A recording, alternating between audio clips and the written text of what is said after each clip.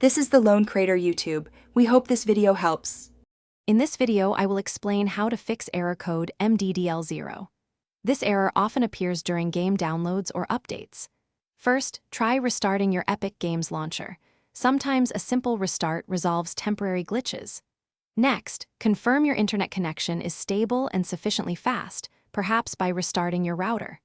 Finally, navigate to your game's settings within the launcher and toggle the auto-update feature off, then immediately back on. If the initial steps don't work, let's look at network and security. Your firewall or antivirus might be blocking the download, so try temporarily disabling them. Remember to re-enable them afterward for security. Also, clearing the download cache in your launcher settings can resolve many download-related issues.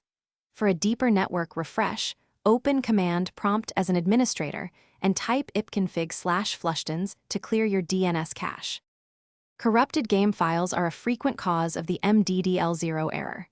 To address this, open your Epic Games launcher and go to your game library. Locate the specific game that is giving you trouble, click on its options, and select the Verify function.